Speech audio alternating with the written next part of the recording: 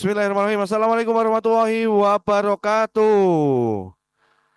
Alhamdulillahirrahmanirrahim. Wassalatu wassalamu ala asrofil anbiya wal mursalin. Sayyidina wa maulana Muhammadin wa ala alihi wa sahbihi wa barik wa salim ajmain. Asyhadu an la ilaha illallah wa asyhadu anna Muhammadan abduhu wa rasuluh la nabiyya ba'da. Allahumma sholli ala Sayyidina Muhammad wa ala ali Sayyidina Muhammad. Qala rabbi shrahli sadri wa yassir li amri wahlul 'uqdatam min lisani yafqahu qawli amma ba'du. Bapak Ibu sekalian, peserta Bicara Berbagi yang dirahmati Allah, mari kita bersama-sama bersyukur kepada Allah dengan mengucap Alhamdulillahirrahmanirrahim, yang mana hingga pada malam hari ini kita masih bisa dipertemukan kembali dalam keadaan sehat walafiat, dalam agenda Bisaroh Berbagi gitu ya, yang insya Allah tetap akan kita terus lakukan setiap pekannya gitu ya, dengan mengangkat tema-tema yang tentunya menarik gitu ya, yang untuk selalu Bapak Ibu peserta bisa roh berbagi ikutin gitu ya.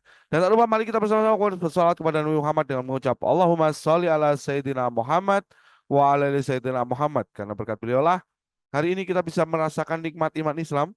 Hari ini kita dipersatukan dalam satu ikatan akidah Islam dan mudah-mudahan kelak kita dipersatukan dalam satu surganya. Amin, amin, Allahumma amin.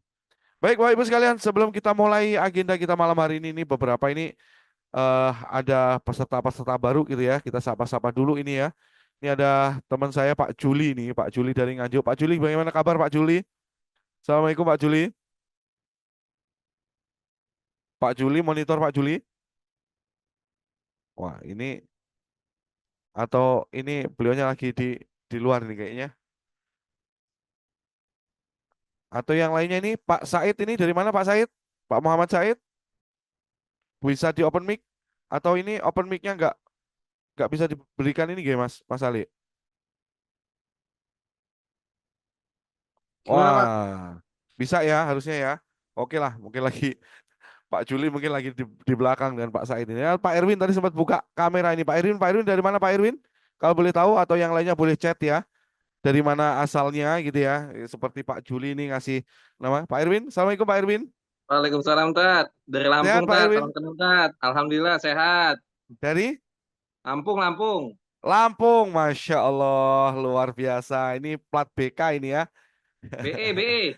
Oh BE ya. Oke, siap, Hmm. siap, siap. Kalau BK itu mana ya Pak? Pak Erwin? BK Medan sepertinya Tat. Oh Medan. Oh iya, iya. Siap, siap, siap. Oke, terima kasih Pak Irwin. Siap. Tetap semangat kita hari ini malam ini. Insya Allah pemateri kita adalah Ustadz Firly gitu ya, yang insya Allah luar biasa sekali. Beliau juga sudah hadir di tengah-tengah kita gitu ya.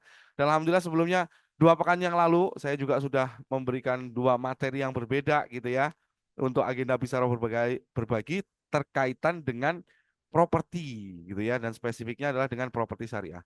Dan Alhamdulillah malam hari ini Ustadz Firly sudah hadir kembali di tengah-tengah kita. Kita sapa beliau dulu. Assalamualaikum Ustadz Firly. Sehat Ustadz Firly? Waalaikumsalam warahmatullahi wabarakatuh. Alhamdulillah sehat. Sehat ya. Ini Oke, beliaunya ini baru baru pulang dari umroh. Semangat ini gitu ya. Tapi siap. sepertinya beliau juga nggak Alhamdulillah. pilek gitu ya. Biasanya ada anekdot kalau pulang umroh nggak pilek itu hanya onta gitu ya. Siap. Berarti Alhamdulillah. ini apa namanya daya tahan tubuh beliau luar biasa sekali gitu ya. Baik, Ustadz, malam hari ini kita akan bahas materi tentang apa ini, Ustadz? Setelah 2 pekan yang lalu kita bahas yang pertama mengenai motivasi gitu ya berbisnis properti syariah, dan habis itu kesalahan-kesalahan pemula tuh biasanya gitu ya, kesalahan mendasar. Nah malam hari ini apa ini yang akan kita bahas? Kayaknya kita akan bahas juga masalah kontraktor nih ya, Ustadz. Ya, banyak ya kalau kita temui ya alhamdulillah apa namanya Bisyarah ini saat ini karena menjadi perusahaan konsultan juga bisnis syariah itu alhamdulillah sudah mempunyai banyak klien eh, developer atau yang bergerak di bidang properti syariah. Oke. Nah, yang mana kami menemui banyak klien-klien kami juga dalam bermuamalah atau berbisnisnya melakukan pelanggaran-pelanggaran syariah. Dan memang salah satu dampaknya itu membuat bisnisnya itu keok gitu loh. Wah. Makanya kadang-kadang ada ininya dulu ya, ada prosesnya dulu, sehingga dia menyadari adanya kesalahan dan mau memperbaikinya. Soalnya kadang-kadang kalau berbisnisnya salah, tapi uangnya masih lanjut. Nah, ini yang kadang-kadang nanti dulu lah. Masih ini masih oke kok, masih saya masih menguntungkan. Akhirnya eh, belum mau mengkonversi. Tapi memang diskusi yang spesial malam hari ini itu kita sendiri sudah berbicara tentang properti syariah begitu. Maka akan sangat menjadi bermasalah pada saat cara berbisnisnya atau cara transaksinya itu tidak sesuai syariah. Karena dari awal sudah judulin properti syariah gitu loh. Oke, Nah, Tat, ini ditahan dulu ya. Ditahan dulu nih kita belum masuk materi. Ini oh spillnya iya udah ya belum udah belum. bikin orang anget ini. Kalau antum langsung jalan terus ini masuk materi kita ini ya. Jadi Siap kita siap nggak siap jadi siap. perkenalan gitu ya. Baik, tahan Baik. dulu Ustaz. Kita buka dulu Oke. ya agenda pada malam hari ini. Semoga supaya kita semakin mendapatkan keberkahan agenda kita malam hari ini. Mari kita buka bersama-sama agenda Bapak Ibu sekalian peserta Bisyarah Berbagi. Mari kita buka agenda pada malam hari ini dengan membaca Ummul Quran. Al-Fatihah. A'udzubillahi Bismillahirrahmanirrahim. Alhamdulillahirabbil arrahmanirrahim. Maliki yaumiddin iyyaka na'budu wa iyyaka nasta'in ihdinas siratal mustaqim. Siratal ladzina an'amta 'alaihim ghairil maghdubi 'alaihim waladdallin. Amin amin amin. Amin. Baik. Bapak Ibu sekalian, sembari jenengan mempersiapkan gitu ya. Materinya tadi udah dikasih sepil sama Ustadz Fili itu. Materinya kasih sepil-sepil. Sayang sekali ini kalau dilewatkan. Jenengan bisa menyiapkan pertanyaan-pertanyaan juga yang nantinya pasti akan ditanyakan ya gitu ya. Sembari beliau nanti menyampaikan materinya, jenengan bisa mempersiapkan pertanyaannya. Jangan-jangan lupa cemilannya gitu ya. Karena ini udah malam takutnya nanti pas mau nanya lupa gitu ya, ketiduran gitu ya. Baik, tidak perlu panjang lebar lagi karena sekarang sudah pukul Benar. 20.13. Karena tadi ngomong gitu, saya izin ngambil minum dulu. Wah, ya Bentar ini ya. oh tidak jadi dioper karena beliaunya ngambil minum dulu gitu ya. Baik, ini alhamdulillah pesertanya terus nambah ini ya gitu ya. Boleh Bapak Ibu sekalian di chat di kolom chat ini dari mana aja gitu ya. Selain ada Pak Juli Sasmito ini dari Nganjuk, terus ada Pak Suaib, Pak Said, ada Mbak Nanda ini Mbak Nanda atau Bu Nanda ini. Terus ada Ruwaitul, Rawaitul gitu, Ibu atau Bapak ini gitu. Boleh di chatting ya semuanya supaya kita saling mengenal gitu ya. Wis, ada Pak Talaat Talaat Imam dari Jakarta Timur. Wih, Masya Allah. Ahlan wa sahlan Pak Talaat gitu ya. Pekan lalu kayaknya belum ketemu kita ya gitu ya. Baik, karena Ustaz Fili juga sudah siap, jadi kan bisa sambil mempersiapkan materi pertanyaannya. Tafadhol Ustaz Fili untuk menyampaikan materi pada malam hari ini. Siap. Bismillahirrahmanirrahim. Assalamualaikum warahmatullahi wabarakatuh. Waalaikumsalam warahmatullahi wabarakatuh. Oke, alhamdulillahirrahmanirrahim. Assalatu wassalamu ala asrofil anbiya wa mursalin. Sayyidina wa maulana Muhammadin. Wa ala alihi wa sahbihi ajmain amma ba'd. Oke, alhamdulillah malam hari ini kita bisa berjumpa lagi dalam Bisyarah Berbagi ya. Yang mana agenda kita malam hari ini memang spesifik ya mengenai properti syariah. Nah, eh, di bisnis properti itu bisa bisa menjadi developernya, bisa menjadi kontraktornya, bisa menjadi marketingnya. Potensinya bisa di tiga hal tersebut ya secara umum. Yang mana kalau Anda mau minim modal itu mulai dari marketingnya. Jadi memasarkan saja. Nah, kalau dalam hal ini Anda nggak perlu punya barangnya. Ini bisa bisa juga, maksudnya hanya memarketingi properti saja itu sebenarnya Anda masuk ke bisnis properti gitu. Nah, atau meningkat lagi menjadi kontraktornya yang bangunin rumahnya. Ini juga bisa. Atau meningkat lagi yang lebih tinggi menjadi developernya.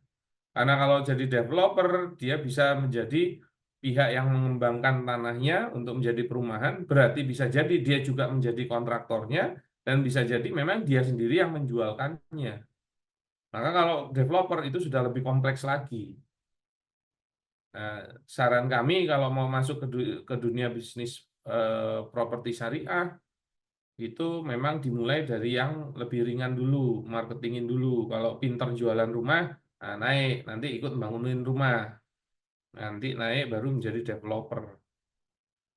Nah, kalau memang mau masuknya dalam dunia properti syariah, ya harusnya semua hal transaksi muamalah serta bisnisnya itu dilakukan dengan dasar-dasar syariah. Nah, coba kita ulik nih, apa sih kesalahan-kesalahan dalam berbisnis ya. Tapi memang lebih spesifik itu kita pakainya yang kompleks, yaitu developer properti syariah.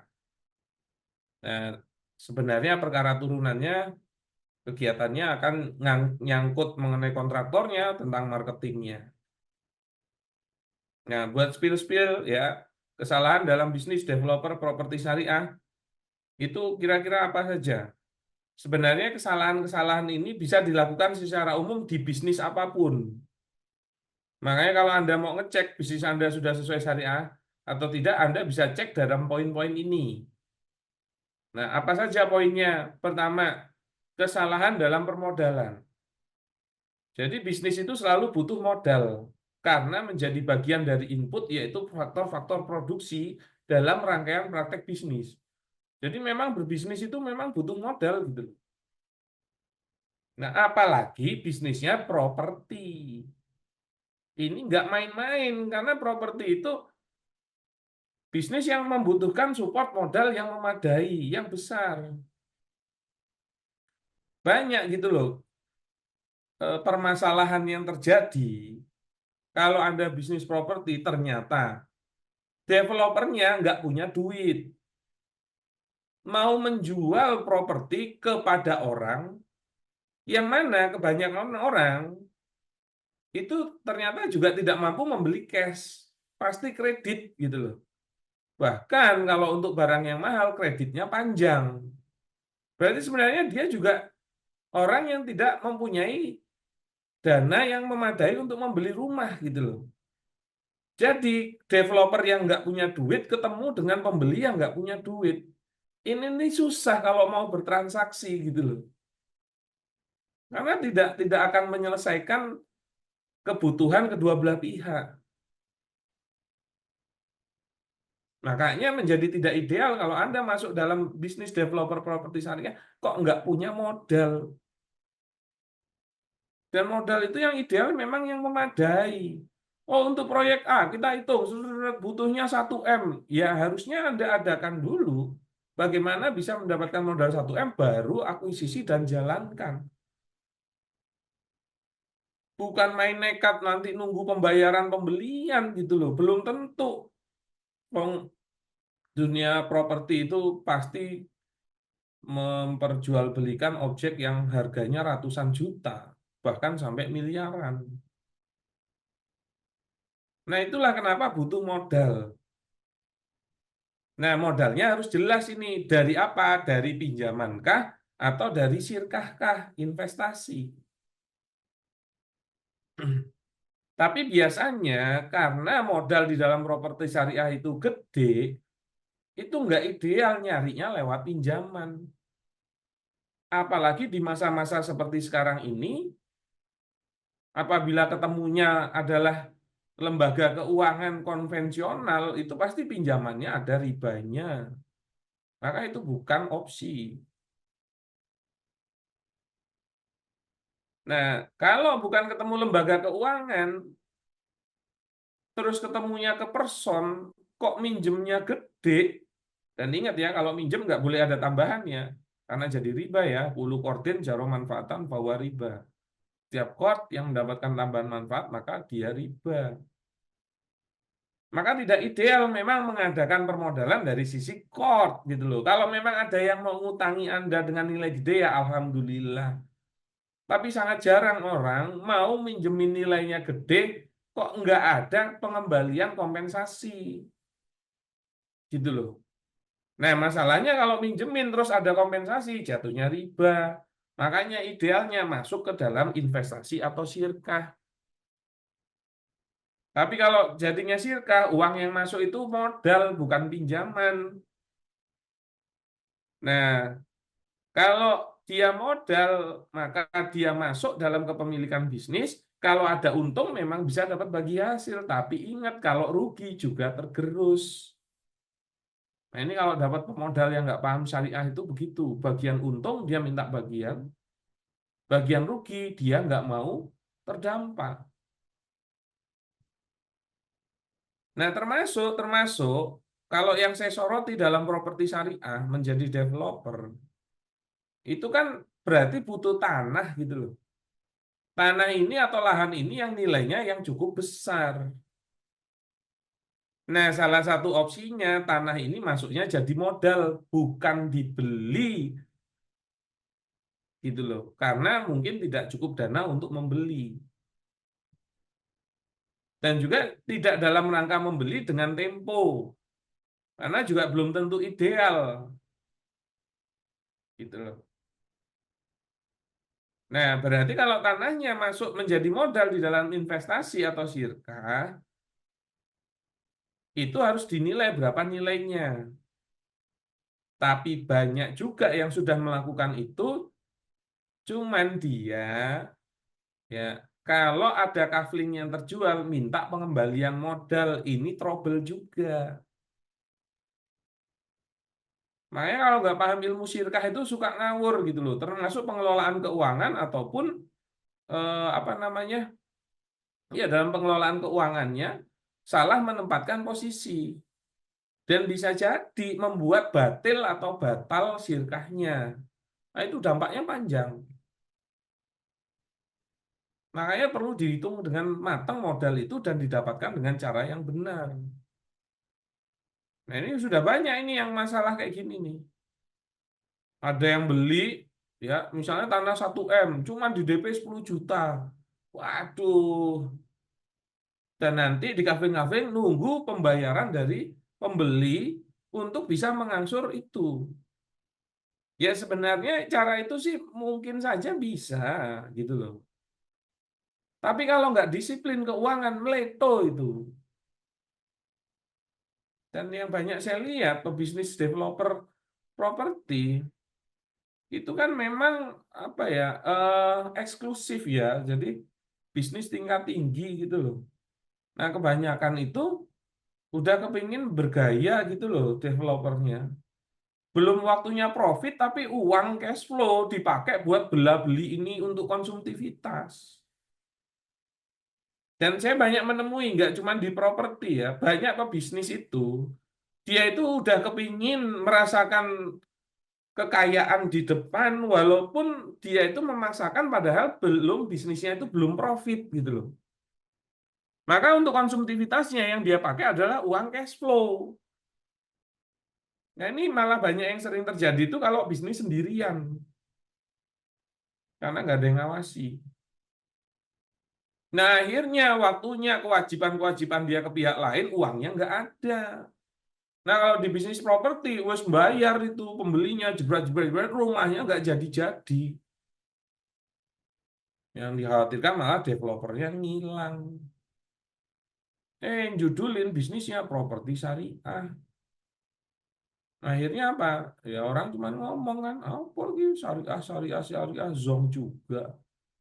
Nah yang dikhawatirkan menyalahi syariat, yang disalahkan adalah syariahnya. Nah ini perlu benar ya menurut saya bisnis bisnis properti itu nggak main-main gitu loh. Makanya kalau Anda nggak paham pengelolaan bisnis, nggak paham pengelolaan keuangan, tambah lagi nggak paham akad, itu kemungkinan dedal-dualnya tinggi gitu. Kami ini kan konsultan ya, konsultan itu kepanjangannya kan pengertian lainnya koncone uang kesulitan gitu. Jadi yang datang ke kami itu orang-orang yang memang kondisi bisnisnya malah trouble. Pas dulu happy-happynya nggak datang dia. Tapi pas trouble dia datang. Nah, potensinya kesalahannya 3 itu. Di dalam akad-akad transaksinya, kedua di pengelolaan keuangannya, ketiga di pengelolaan bisnisnya. Dan banyak akhirnya bisnis properti yang meredup atau bahkan bangkrut atau bahkan menyisakan kewajiban-kewajiban yang belum dia selesaikan, yang akhirnya membuat uang prestasi dan juga bisa menzolimi pihak lain. Karena properti itu bisnis yang berisiko tinggi, ya karena modalnya tinggi harusnya ya, memutar omset atau perputaran uang yang tinggi, memang risikonya tinggi gitu. Nah silahkan diukur diri Anda itu mampu nggak kalau menghadapi risiko setinggi itu. Karena kalau nggak mampu jangan dipaksain bisnis itu. Nah, akhirnya apa? Kita lihat permodalannya benar atau tidak, yang banyak bermasalah. Nah, yang berikutnya mengenai perseroannya. Nah, ini hati-hati juga. Karena berhubungan dengan kepemilikan bisnis, itu harus jelas apakah milik sendiri atau sekumpulan individu. Bila milik sekumpulan individu, maka menjadi wajib sesuai skema syirkah yang syar'i. Nah, jadi tetap nanti akan kalau kepemilikannya lebih dari satu itu menggunakan perseroan. Tapi harusnya perseroan yang Islami. Nah, masalahnya kalau Anda mendasarkan pada PT, kapitalisme yang ada, itu perseroannya tidak Islami. Bermasalah juga itu. Gitu loh. Atau melakukan syirkah-syirkah yang tidak ada skema syirkah syar'inya. Makanya harus paham, ada syirkah inan, ada syirkah abdan, ada syirkah mudorobah, juga bisa musyarakah, bisa mufawadoh. Ya, tapi ada bentuk-bentuk syirkah yang juga tidak ada pengaplikasiannya secara fikih. Contohnya PT. PT itu syirkah musahamah, saling mempertukarkan saham. Yang dinilai sebagai pemilik itu cuma pemilik saham, pengelolanya tidak. Berarti memang si PT itu tidak ada pengelolanya. Nah, nggak mungkin syirkah kok nggak ada pengelolanya karena dia rukun. Maka akan membatalkan syirkahnya. Gitu loh. Kenapa? Karena di dalam PT itu pola syirkahnya, skemanya adalah pemodal ketemu pemodal. Nggak ada bentuk syirkah seperti ini. Begitu juga bentuk yang lain. Misalnya saya pengelola dan juga masukin modal. Kok rekan syirkah saya cuman pengelola? Itu juga salah. Nggak ada bentuk syirkah seperti itu. Maka harus dicek itu skema syirkahnya syar'i enggak. Bukan terus ngomong, ya kami syirkah, tapi ternyata skema syirkahnya nggak ada. Ya, dari mazhab yang kami pelajari, yaitu mazhabnya Setaki, diperbolehkan 5 bentuk syirkah tersebut. Tapi di lain 5 itu enggak ada. Oke. Nah, yang berikutnya, harus dicek kepegawaiannya. Bisnis yang berjalan secara wajar pasti membutuhkan pegawai. Bahkan bila mau membesar, pasti akan mengordinir banyak pegawai. Nah, jangan sampai akad kepegawaian atau ijarohnya juga menyalahi, bahkan sampai saling menzolimi antara owner dengan pegawainya. Jadi sebelum ngomongin transaksi itu, bagaimana mengelola pegawai itu juga jadi hal yang utama. Contohnya apa? Memaksa pegawainya untuk lembur. Itu nggak boleh. Karena dia sudah dikunci jam kerja. Di luar jam kerja itu sudah bukan bagiannya. Nah, ini ingat ya, kalau di developer properti syariah, maka dia biasanya idealnya punya tim marketing. Di dalam tim marketing biasanya ada CS-nya. Nah, CS-nya sebenarnya dikasih jam kerja antara pagi sampai sore. Cuman kalau setelah selesai jam kerjanya, ada calon buyer atau orang-orang leads yang masuk, disuruh ngerespon. Tapi responnya dalam bentuk kewajiban. Nah, ini enggak boleh. Jam 9 malam ada yang nanya harus dibales. Karena sudah tidak di jam kerjanya. Dan nanti pembelinya hilang. Pembelinya nggak direspon dong. Nah, kalau ada kebutuhan meresponnya 24 jam, maka Anda harusnya adakan CS 24 jam. Tapi CS 24 jam juga nggak mungkin satu orang. Biasanya dibagi dalam 3 shift. Nah, silahkan kalau Anda sebagai developernya, mau CS Anda meresponnya 24 jam, adakan CS yang 24 jam berarti dengan 3 shift. Berarti 3 shift itu 3 orang yang berbeda, maka biayanya juga biaya 3 shift. Pertanyaannya mau enggak? Ya enggak mau lah, biayanya gede. Ya sudah, resikonya ada di owner, jangan di pegawai. Ini kan jadi masalah. Jadi kalau Anda ingin bisnisnya syar'i, itu semua rangkaian bisnisnya harus sesuai syariah. Bukan cuma permodalannya, bukan perseroannya, bukan cuma transaksinya, pegawaiannya juga gitu. Loh. Makanya yang dipelajari itu banyak. itu juga butuh waktu dan proses. Dan semua itu juga tergantung daya cerna Anda. Oke. Nah, yang berikutnya tentang transaksinya. Bisnis akan menjual produknya kepada para konsumen, baik dalam bentuk barang maupun jasa. Nah, kalau dalam bentuk barang, maka harus memenuhi kaidah akad-akad jual beli. Kalau dalam bentuk jasa, harus sesuai dengan akad ijaroh. Nah, salah satu yang bermasalah dalam developer properti syariah, banyak yang menjual rumah, tapi belum ada rumahnya. Ini bermasalah. Karena menurut pendapat yang rojih yang kami ikuti, tidak boleh istisna rumah. Gitu loh. Maka kalau istisna rumah nggak boleh, maka kembali ke hukum asal. La tabi malaisa indaka. Janganlah engkau menjual barang yang belum ada di sisimu. Salah satu pengertiannya, belum engkau miliki. Berarti kalau Anda mau jualan rumah, harus ada rumahnya. Gitu loh. Loh, tapi nggak ada modalnya. Wah, wes kita kembali ke pasal 1. Modal itu penting. Nah, kemudian permasalahan berikutnya selain istisna, yaitu apa? Jasa membangunkan rumah. Nah, ini nih, kontraktor banyak lakukan. Jasa membangunkan rumah, tapi dinilai langsung 1 meter, misalnya 4 juta.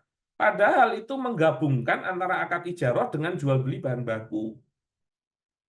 Dua hal ini dikunci dalam satu akad, maka telah terjadi multi akad. Yang mana itu dilarang. Hadisnya naha Rasulullah SAW an sofqataini fi sofqatin wahidatin. Rasul melarang 2 akad di dalam 1 akad. Maka kalau Anda membangunin rumah, harusnya antara jasa pembangunan sama pengadaan bahan baku itu dipisah. Jadi kalau mau ngambil jasanya ya jasanya aja, mau jual beli bahan bakunya ya monggo, atau dengan diwakilkan untuk membelinya.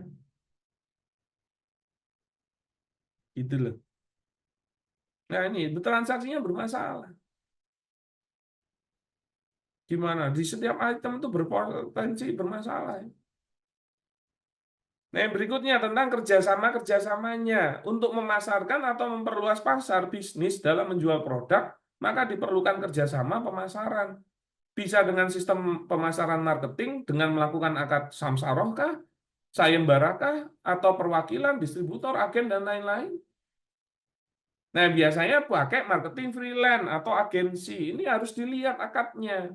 Karena banyak developer kerjasama sama agensi dengan akad samsaroh sebagai makelarnya. Yang mana dia nanti agensi ini ngangkat agen, tapi agennya itu juga bersamsaroh dengan si agensinya. Nah, ini akan menciptakan multi samsaroh alias samsaroh ala samsaroh seperti praktek MLM. Enggak boleh. Begitu loh. Dan ini terjadi. Apalagi kalau nggak salah dulu saya pernah dengar apa RCTI. Pokoknya sekumpulan makelar ngedolin bareng. Kepiye kuwi? Sebenarnya yang punya hak mengangkat simsar makelar itu ya cuman pemilik barang gitu loh. Nah, ini udah simsar dia makelar ngangkat makelar lagi. Ya nggak iso no, hak dia mengangkat makelar terhadap barang yang bukan miliknya apa gitu loh. Atau memberikan dengan akad sayembara, tapi pemberian ujrohnya bukan nilai yang fix alias prosentase, itu juga tidak boleh. Kalau mau diulik lebih jauh ya, itu sebenarnya banyak kesalahannya. Dan ini harus benar-benar diperhatikan, terutama mereka yang menjalankan bisnis developer properti syariah. Makanya menjadi penting belajar fikih muamalah dulu. Fikih muamalah nggak dilakoni, ilmu bisnisnya juga nggak dilakoni. Nah, akhirnya dedel duel. Nggak enak, Pak. Punya bisnis dedel duel itu nggak enak. Bahkan sudah ngeluarin modal gede di awal gitu loh. Zong juga kan, eman-eman toh. Makanya pikir dengan baik pilihan bisnis Anda dan jalani dengan baik. Dengan baik itu ya pertama sudah pasti sesuai syariah, yang kedua harapannya adalah berprofit. Kalau bisa profitnya gede gitu loh. Termasuk ya, bisnis developer properti syariah ini salah satu yang menurut saya itu bisnis yang harusnya mendapatkan profit gede gitu loh. Makanya kalau ada developer properti syariah ini mohon maaf ya, kok nggak kaya, itu tanda tanya memang. Dia itu bener nggak sih jalanin bisnisnya gitu. Nah, itulah yang perlu diperhatikan dan semoga apa yang kita diskusikan malam hari ini bisa menjadi ilmu yang bermanfaat. Nah, itu gambaran materi kita malam hari ini dan bisa kita lanjutkan dengan diskusi-diskusi. Saya kembalikan kepada moderator kita, Mr. Sam Yusuf. Tapi saya sebelumnya izin untuk minum dulu. Monggo, Ustadz Yusuf, silahkan. Ya, siap. Jazakallahu Ustaz pilih atas materinya singkat, padat, jelas. Tapi pertanyaannya, apa-apa kok nggak boleh piye toh Tat? Ngono. Biasanya begitu tuh. Baik, Bapak Ibu sekalian. Jadi sebenarnya kalau materi malam hari ini adalah pelengkap dari materi-materi kita yang sebelumnya gitu ya. Jadi monggo jenengan persiapkan pertanyaannya gitu ya. Sebelum sebelum pertanyaannya saya ada sedikit sharing-sharing nih ya. Saya sharing-sharing dulu informasi buat panjenengan semua. Baik, izin saya share screen dulu.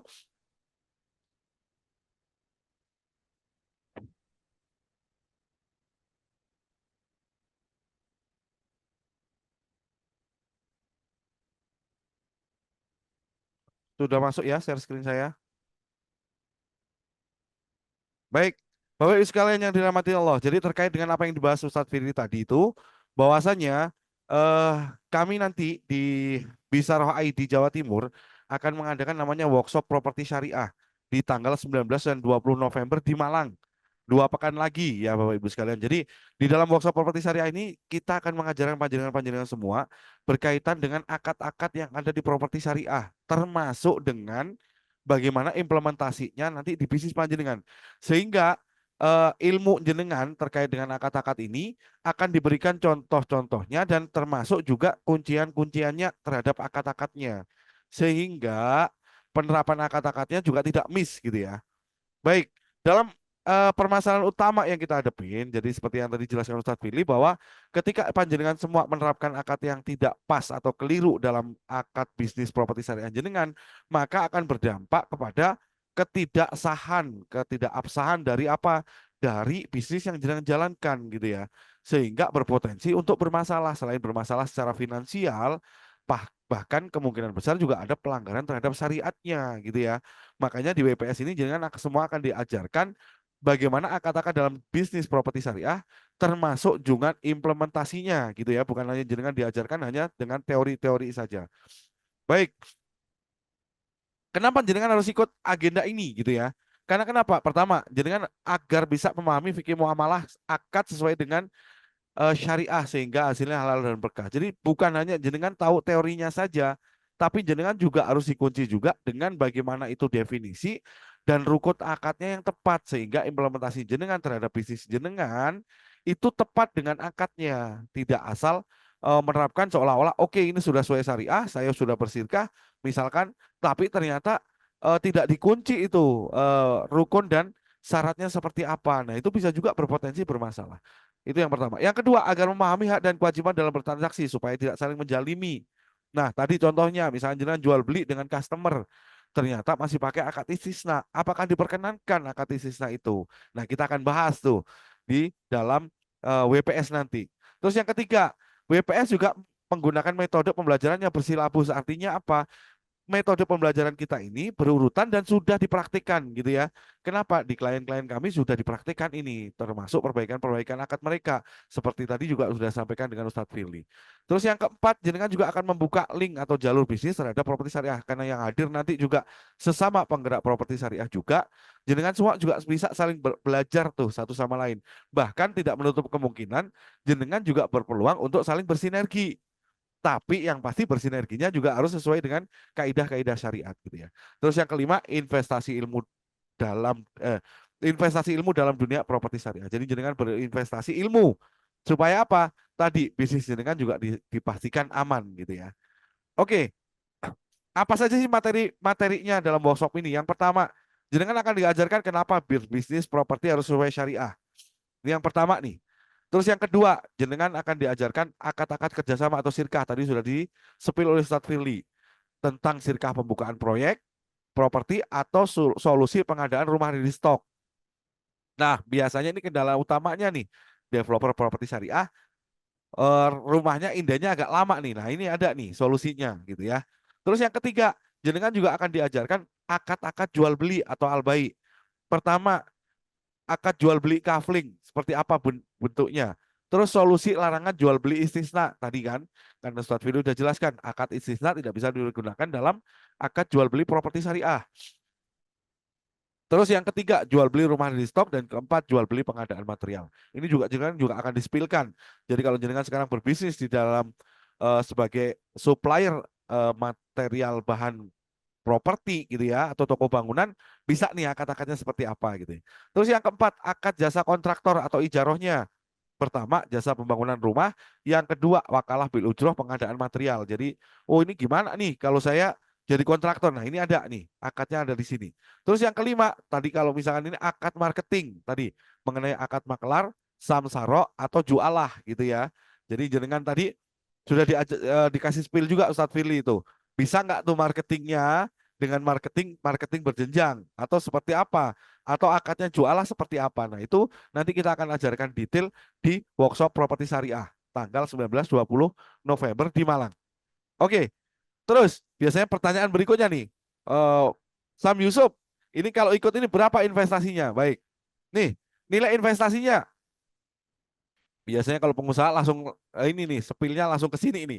Investasinya bahwa nilai jenengan nanti pertama akan mendapatkan fasilitas meeting room hotel. Yang kedua 4 kali coffee break, 2 kali lunch, 1 kali dinner, merchandise-nya juga ada rompi nih, rompinya seperti ini nih. Ini rompi BPS nih ya gitu ya. Terus ada soft copy materinya juga ada sertifikatnya gitu. Jangan juga dapat pertama free konsultasi selama 1 jam senilai 2 juta. Tapi ini khusus pendaftar 10 pendaftar pertama malam ini. Terus mendapatkan diskon biaya untuk aplikasi integrated system gitu ya. Terus ada circle pengusaha properti, terus ada circle pengusaha muslim juga. Jangan juga dapat ilmu dalam bidang properti terus menjadi member Bisaro ID gitu ya. Sehingga jenengan membuka peluang kerjasama dari sesama member Bisaro ID. Oke, dari 5,5 juta berapa potongannya? Ini potongannya. Opsi pertama untuk 1 orang, jenengan akan diberikan potongan 4,5 juta per orang. Atau kalau 2 orang, jenengan cukup bayar 7 juta. Murah atau murah banget nih? Mestinya murah banget ya. Atau ada yang mau minta tambahin lagi nih diskonnya? Boleh di-chatting nih. Nah, boleh di-chatting. Ayo monggo kalau mau yang di-chatting nih. Wah ini kemahalan nih masih. Boleh monggo di-chatting. Ah, tapi nggak perlu nunggu jenengan chatting. Kita akan berikan lagi potongan spesial buat jenengan peserta Bisaro ID berbagi malam hari ini. Berapa itu nilainya? Ini nilainya adalah jenengan akan diberikan nilai 3 juta saja untuk 1 orang. Khusus spesial malam hari ini. Monggo, jenengan yang daftar boleh di chatting nih. Chatting di kolom chat, saya daftar. Jenengan akan dapat harga 3 juta nih. Bagaimana? Masih kurang spesial lagi? Atau ada yang chatting nih? Ini ada yang chatting nih, kita tunggu nih. Ini link pendaftarannya nih ada nih, sudah dibagi nih. Monggo teman-teman, Bapak Ibu sekalian, peserta Bisaro berbagi. Ini 3 juta udah murah banget nih. Atau masih kurang murah lagi ya? Gitu. Siapa tahu masih kurang murah lagi bisa disampaikan nih.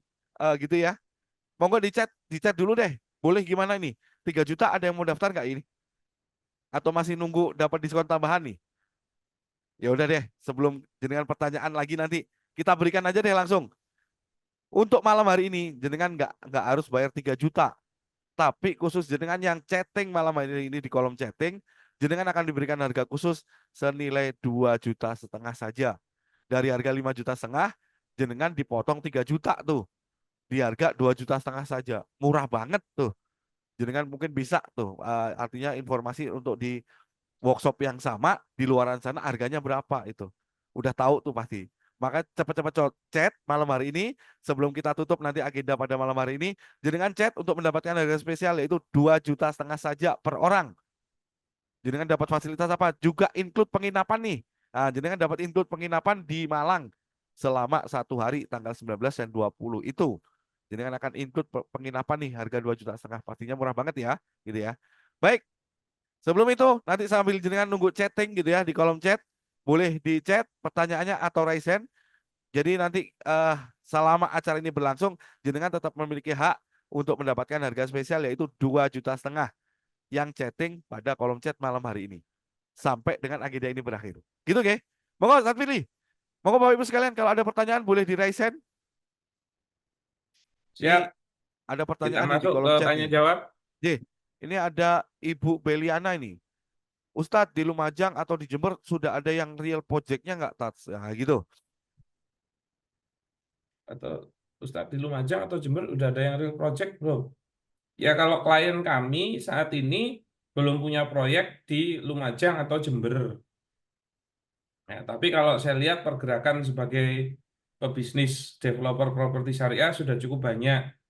Kalau mau nanya-nanya ke relasi kami, insya Allah ada, terutama di Jember. Nah, cuman saya belum bisa memfikskan apakah bentuk transaksi dan lain-lainnya itu sudah benar gitu loh. Cuman beliau-beliau juga konsen di dalam properti syariah.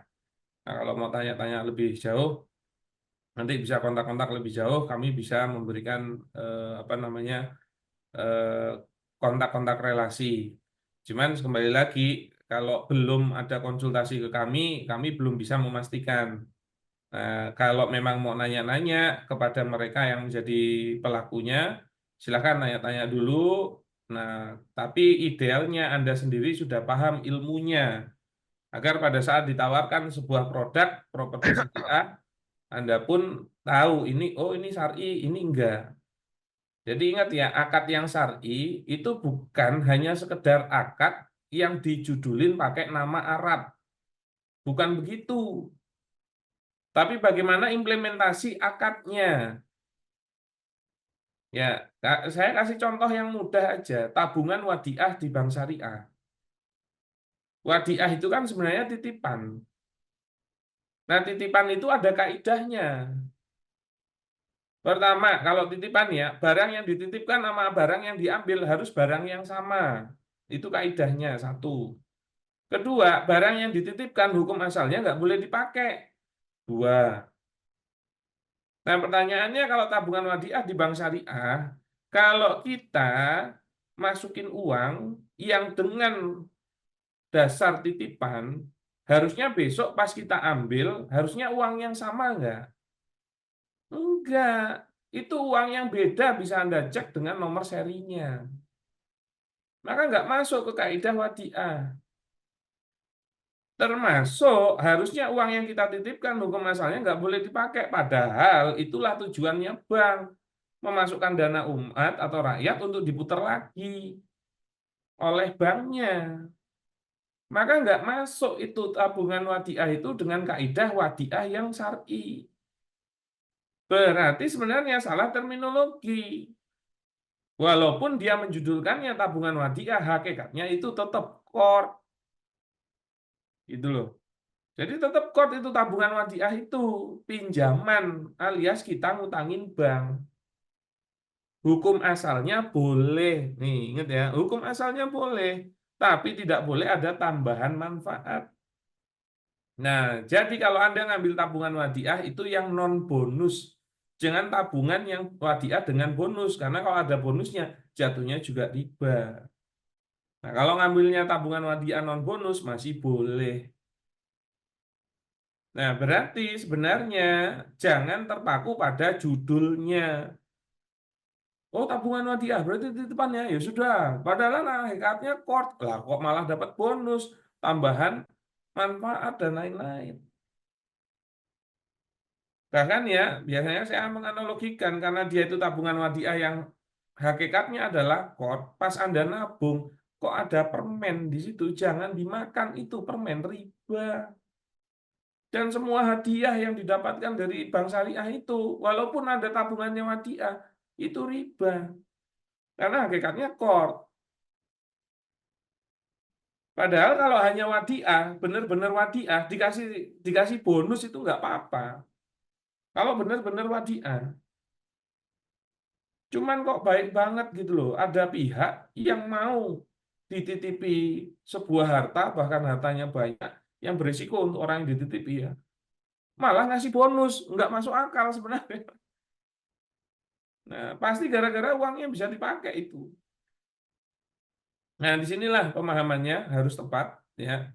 Nah, silahkan Anda, ya kami juga tidak bilang developer properti syariah itu bermasalah semua, enggak.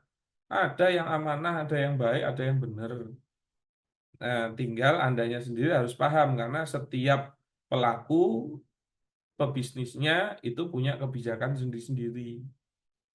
Nah, jadi kalau Anda mau bertransaksi sesuai syariah, itu harusnya kan yang namanya muamalah itu kan pasti minimal dua pihak. Muamalah itu saling mempertukarkan amal. Nah, maka saling mempertukarkan amal itu berarti ada dua pihak yang mempertukarkan minimal kan. Nah, berarti kalau mau bertransaksi atau bermuamalah, harusnya dua-duanya ini paham ini muamalah apa, bukan hanya satu pihak.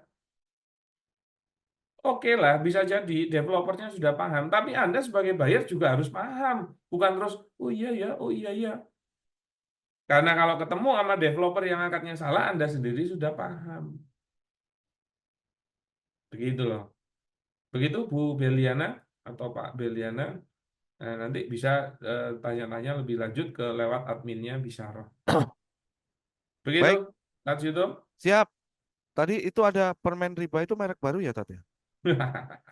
Itu permen riba itu permen yang rasanya ziyadah gitu loh. Ada tambahan yang Baik, siap. ini ada pertanyaan dari Pak Agi Subagio. Tat, saya Tuh, kontraktor dari kota Kediri. Sistem pembayaran yang selama ini saya lakukan adalah pembayaran di depan secara bertahap. Nah, seberapa besar toleransi kita bisa menggunakan uang proyek tersebut untuk biaya makan pribadi, bukan untuk gaya hidup? Apakah boleh kita ambil dari uang tersebut atau tidak boleh sama sekali? Sedangkan di sisi lain kita butuh biaya juga untuk transport, makan, operasional rumah tangga, dan lain-lain sebagainya. Ini ya terkait ini kontraktor saat. ya ya. Ini Pak Subagio di Kediri, saya malah pada pas di Kediri juga ini. Nah, tuh bisa langsung nanya langsung, Pak. Mumpung beliaunya ada di Kediri nih. Iya, tapi udah malam dan saya juga udah makan malam gitu loh. Oh gitu ya. Ini Jadi mau kalau nanya, Tat, alasannya bukan mau mau ngajak ngajak makan makan. malam kayaknya kurang tepat gitu. Siap, siap. Jadi gini loh, Anda itu kontraktor, oke? Nah, sistem pembayaran yang selama ini saya lakukan adalah pembayaran di depan secara bertahap. Jadi intinya kalau Anda berjualan produk ataupun jasa, itu pasti ada HPP-nya. Oke. Nah, nanti dari HPP itu semua biaya-biaya ya, intinya begitu. Itu Anda akan tambahkan marginnya untuk mendapatkan harga jual. Nah, sebenarnya hal yang membuat Anda profit itu adalah margin. Jadi walaupun kalau Anda jualan sesuatu, nggak ada marginnya alias bakbuk, itu Anda tuh nggak dapat apa-apa. Nah, kita kalau sebagai pebisnis, apa yang bisa kita ambil? Yang sebenarnya kita bisa ambil itu adalah uang profit. Jangan selain profit. Apalagi kalau Anda bersirkah. Nah, masalahnya biasanya kita baru tahu profit atau tidak itu di belakang setelah semua biaya keluar. Maka sebenarnya tidak disarankan untuk menggunakan dana perusahaan, putaran dananya, kalau itu belum jadi profit. Begitu loh.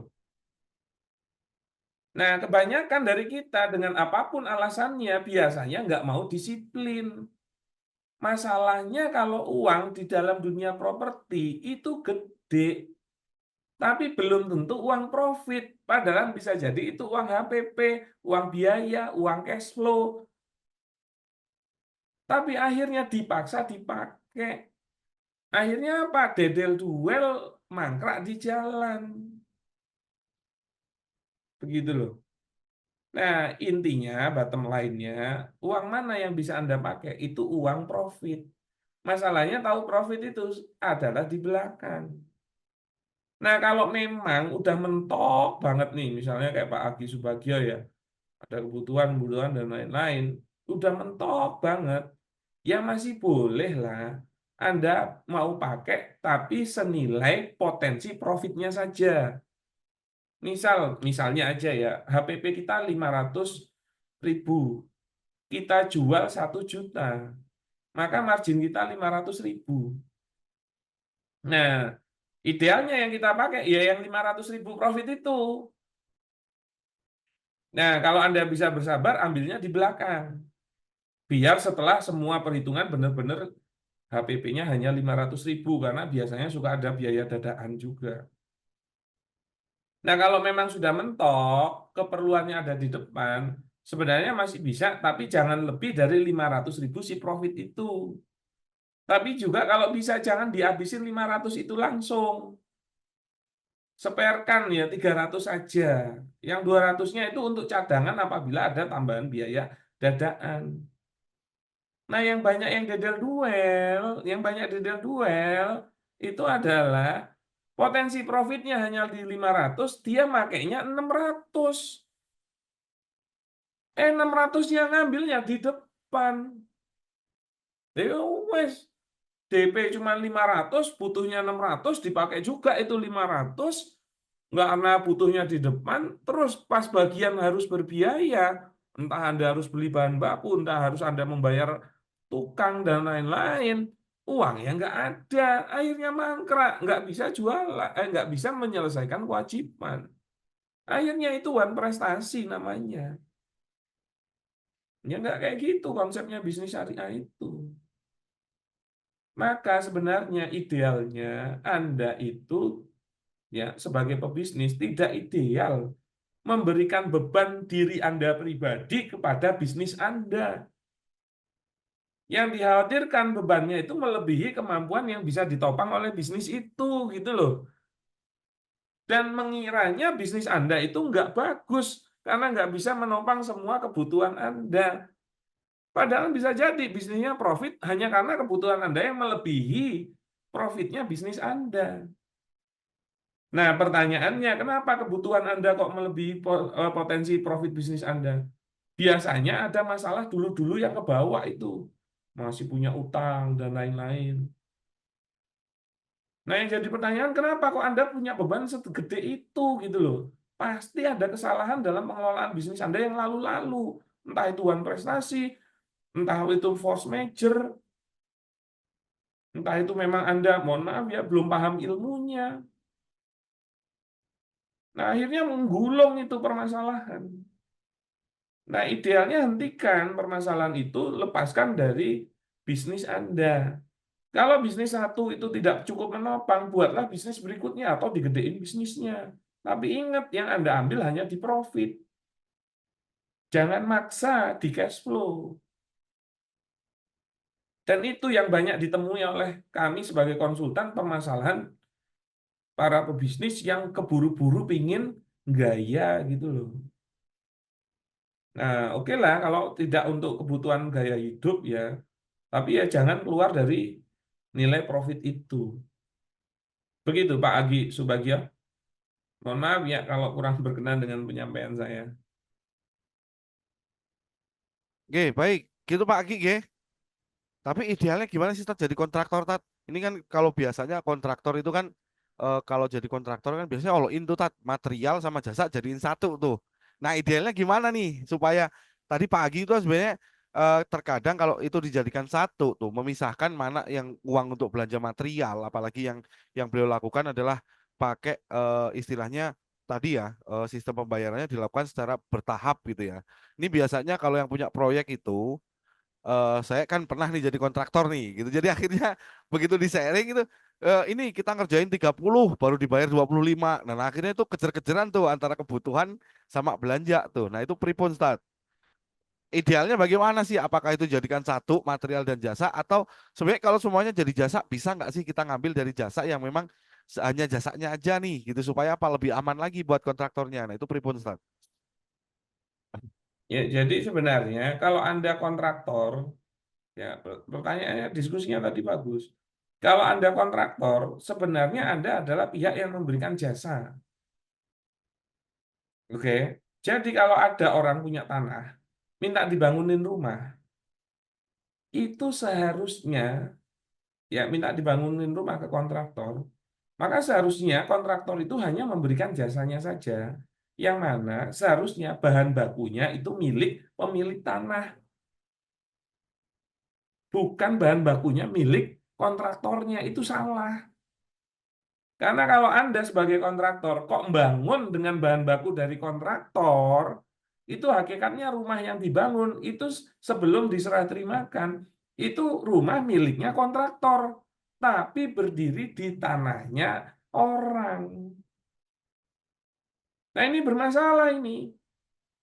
Cara ngecek masalahnya kalau ternyata rumah yang dibangun dengan bahan baku kontraktornya itu mangkrak di tengah jalan 50%, termasuk kontraktornya ngilang.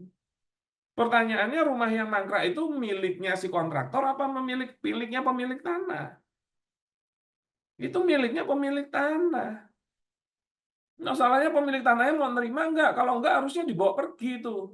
Nah, yang jadi bermasalah kalau dia pondasinya permanen. Gitu loh.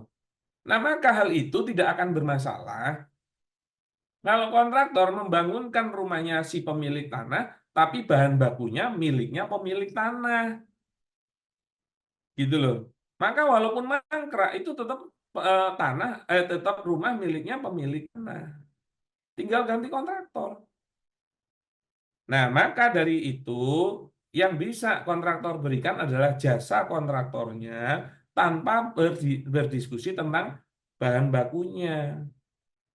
Maka resikonya kontraktor hanya di jasanya, bukan di bahan bakunya. Maka sebenarnya nanti tidak ada pembicaraan uang untuk bahan bakunya, kecuali uang itu dititipkan oleh pemilik tanah untuk si kontraktor membelikannya. Tapi akhirnya resiko bisnisnya jadi kecil si kontraktor, hanya tentang jasanya saja. Nah, kalau pakai tukang tinggal diperhitungkan tuh biaya tukang, terus kita ambil margin di luar setelah itu dan jadi profit sebenarnya. Nah, tinggal timeline-nya yang harus masuk sesuai dengan prediksi agar biaya tidak membengkak. Tapi kalau masalah bahan baku itu tanggungannya pemilik lahan.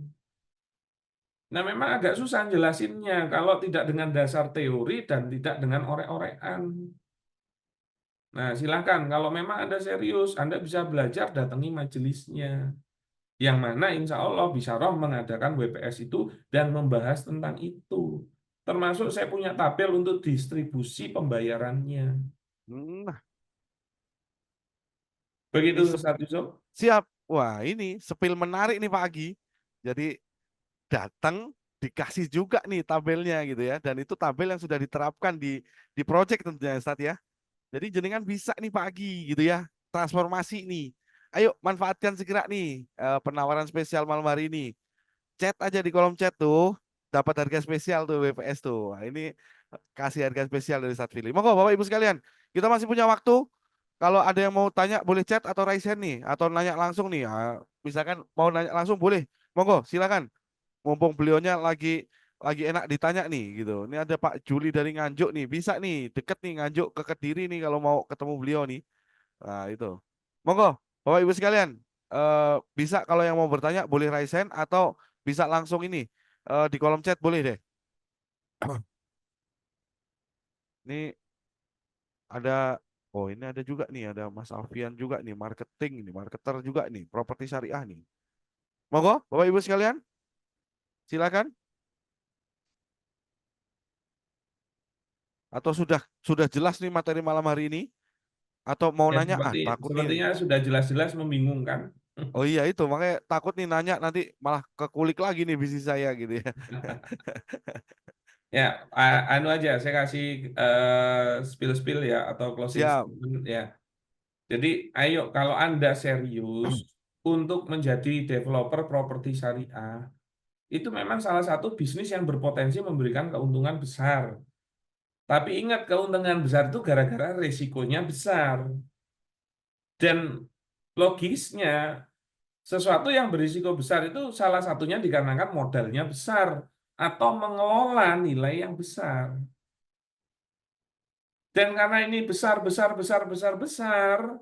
diskusinya, maka idealnya ilmunya juga harus besar. Karena kadang-kadang ya, permasalahan itu terlihat besar apabila ilmunya yang kecil. Dulu kita SD itu kadang-kadang bisa merasa bermasalah dengan pelajaran matematika. Oh, kita tambah-tambahan kali-kalian susah. Bagi yang nggak senang matematika ya lo ya. Tapi pas kita sudah SMP, dikasih soalnya SD, itu merasa, yus gampang ini. Nah, karena ilmunya sudah meningkat. Apalagi kalau Anda benar-benar mau syar'i, ilmu syariahnya ya harus dipelajari. Dan mohon maaf ya, alhamdulillah kami sudah sering mengedukasi bisnis syariah. Itu jarang loh menemui orang yang diajarin fikih muamalah itu langsung tiba-tiba langsung pintar, itu tuh jarang gitu loh. Jadi dia tetap butuh proses untuk memahami, dan itu mungkin butuh nggak bulanan saja, bisa jadi tahunan gitu loh. Karena guru-guru kami juga belajarnya nggak cepat gitu loh. Padahal menurut kami guru-guru kami itu juga lebih pintar daripada kami. Apalagi kita yang tidak sepintar guru-guru tersebut. Nah, ayo luangkan waktu, datangi majelisnya, ya. Insya Allah dari web Bisyarah ada agenda khusus properti syariah. Ya, kalau memang ada kemampuan finansial, ada waktu yang tepat, hadiri, karena kalau Anda membutuhkan untuk berbisnis itu menjadi wajib mempelajari thalabul ilminya. Kalau misalnya masih ada kendala dan lain-lain, ya tetap kami sarankan datangi majelis ilmunya ya di tempat-tempat Anda yang sesuai dengan kemampuan Anda. Jadi jangan sampai enggak thalabul ilmi. Oke, ingat karena hasilnya ya akan menentukan halal dan berkahnya. Begitu, Ustaz Yusuf? Siap, Ustaz Fili. Ini tadi kalau ngomongin masih ada kendala nih Ustaz terkait dengan ini. Ada keringanan lain yang ditawarkan nggak nih Ustaz kira-kira ya? Atau chatting aja deh gitu ya. Berani dulu deh Saya, ngomong dulu aja saya gitu itu ya. saya sangat menghargai orang yang berani negosiasi. Oke, Bisyarah itu open untuk discuss. Maka kalau memang serius ya dikontak aja, gitu loh. Alhamdulillah, menurut saya tadi penawaran-penawaran kami sudah menarik. Ya, tinggal Anda perhitungkan sendiri. Siap. Begitu, guys. Tetap Siap, gitu semangat deh ya. Ustaz Fili. Siap, Siap. semangat Bapak Ibu sekalian. Jadi insya Allah kita akan bersuak di Malang di tanggal 19 dan 20 November nanti. Kita akan hadir di majelis workshop properti syariah yang insya Allah kita akan adakan di Malang selama 2 hari full gitu ya.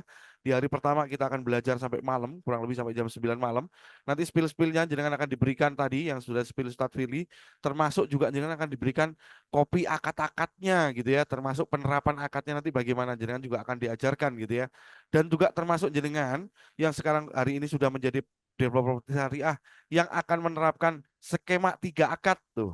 3 akad dalam jual belinya. Nah, kita akan di-spill juga tuh untuk posting-posting bagaimana posting untuk pembukuan keuangannya nih. Nah, ini biasanya pengusaha ini agak tricky ya kalau bermain dengan keuangan nih gitu ya. Jadi rugi sekali kalau jenengan nggak hadir gitu ya untuk di tanggal 19 dan 20 November nanti gitu ya. Nah, monggo Bapak Ibu sekalian bisa chatting. Terus kalau nanti juga beliau juga memberikan kemudahan kalau mau chatting langsung chatting dengan adminnya, itu sudah di chat di kolom chat, jenengan bisa daftar dan jenengan semua bisa hadir nanti di tanggal 19 dan 20 November 2024 dengan harga spesial buat panjenengan malam hari ini hanya di 2,5 juta saja. Gitu ya. Baik, Bapak Ibu sekalian, saya ucapkan jazakallahu khair atas kehadiran malam pada hari ini di agenda Bisyarah Berbagi, dan nantikan agenda-agenda Bisyarah Berbagi berikutnya yang pastinya nanti kita akan terus mengulik berbagi ilmu gitu ya yang relate dengan bisnis panjenengan semua, dan yang insya Allah tetap akan selalu hadir di setiap pekannya gitu ya. Baik, sebelum kita tutup agenda kita malam-malam hari ini, kita mengucap hamdalah, istighfar dan doa kafatul majelis. Alhamdulillahirrahmanirrahim. Astagfirullahaladzim, astagfirullahaladzim, astagfirullahaladzim. Subhanakallahumma wa bihamdika asyhadu an la ilaha illa anta astaghfiruka wa atubu ilaik. Assalamualaikum warahmatullahi wabarakatuh. Waalaikumsalam warahmatullahi wabarakatuh. Wih, Tetap semangat. ada Sam Hanafi nih ternyata di sini tadi. Iya. Saya tidak melihatnya rupanya. Masya Allah.